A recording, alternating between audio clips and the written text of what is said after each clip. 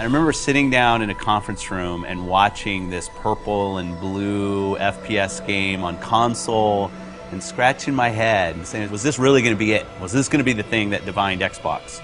And obviously 10 years later it proves that that was the kind of the seminal moment for us, the beginning of Halo as an Xbox game. Not only did Halo 1 bring the FPS to the console, it also brought story. Cortana. I've spent the last 12 hours cooped up. The combination really established sort of a new genre, if you will, of FPS console story expectation. Halo did a lot of really conventional storytelling through cinematics and cool voice acting and great music, obviously.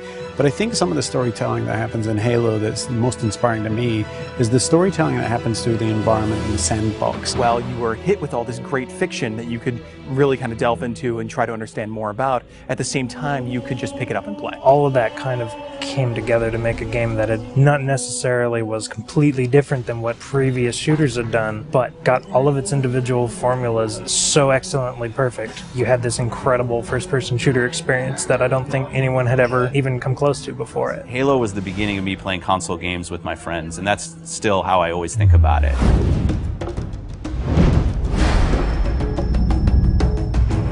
I think people have been asking for a remake of Halo 1 since Halo 2 was announced. I like to go all the way back to the day that Xbox Live came out, and the demand for Halo 1 and the ability to play, say, co-op over Xbox Live kind of started, and it built up over the years and over the years. It was the perfect timing since the 10-year anniversary was coming up. It occurred to us that there's this entire generation of people who never played the original game. If you're an 18-year-old gamer today, you were 8 when Halo came out. We did due diligence on a number of partners. The number one requirement was that it didn't impact gameplay at all. You have a classic. You have something that's just magical, right? If you go and tinker with it, you're going to lose that magic. What we really needed was someone who could work with our existing physics and gameplay engine. Saber popped up really quickly. They're like, yeah, we can do this. We can make the game look like a current generation game, and we can do it by using the original Halo 1 engine. The gameplay in Halo 1 is what's called deterministic. In other words, if you feed the engine the same input, the game will behave in the same way. And if you can apply this principle across a network, you can have two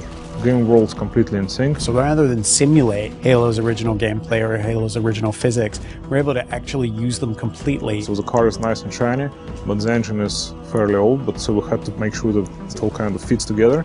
And then we had to speed up the engine to make sure it works in today's world.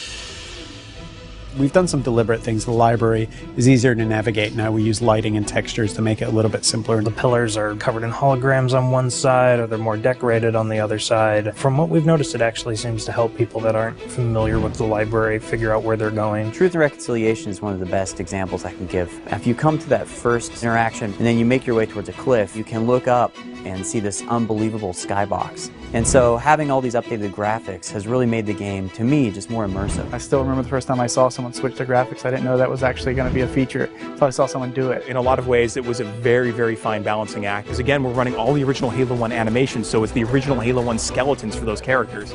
Needed to be rebound into the updated meshes that we had brought over from Halo Reach and from Halo 3. For example, the Elite actually has an elongated neck, so they're a little bit more squat and compact. Cracking the case in 30 seconds.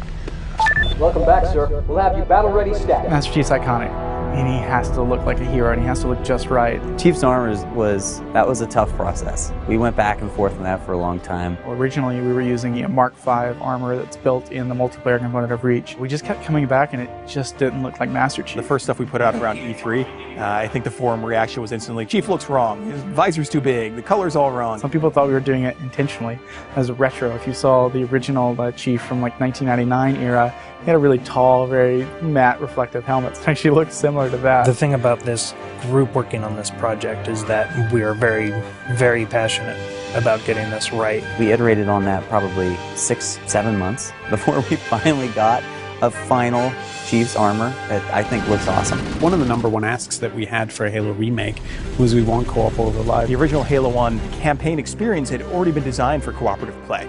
You notice when you were getting out of the initial cryotube, there's actually 2 cryotubes for the first cinematic. It definitely creates another challenge for us when you're playing with somebody else, but we obviously wanted to support that. Code base was built 10, if not 15 years ago, so we had to figure out how this code base is structured, how it was designed. We had a lot of people work really long hours to make it happen and to really code it ultimately from scratch. It's pretty seamless, so you'll go into the campaign lobby, and there you'll see your friends who are online playing the game. You fire off an invite to a friend, and they'll be able to join you, allowing you to play what was originally a split-screen cooperative campaign experience, now across live.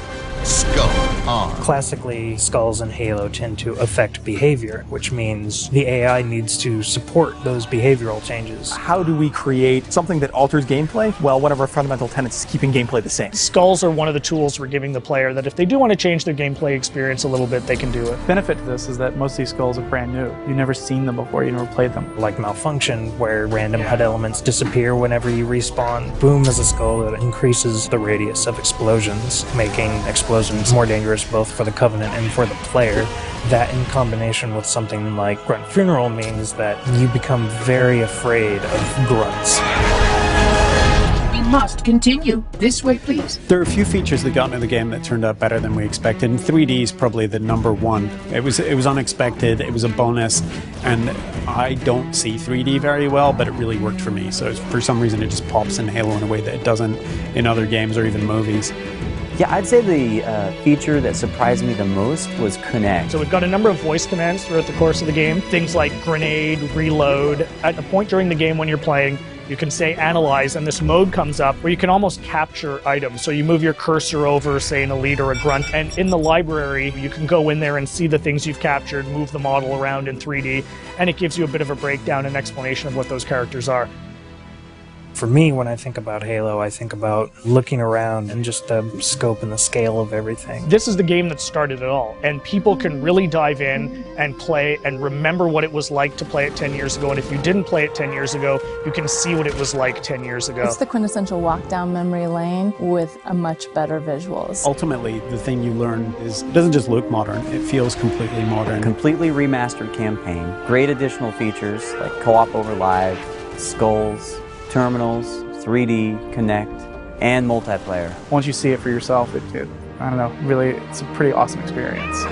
There's a lot of stuff in there for $40. We're actually really excited about the fact that there's so much there, and it's a real smorgasbord of stuff for people who enjoy Halo. One of the best values that you'll find this holiday season by far.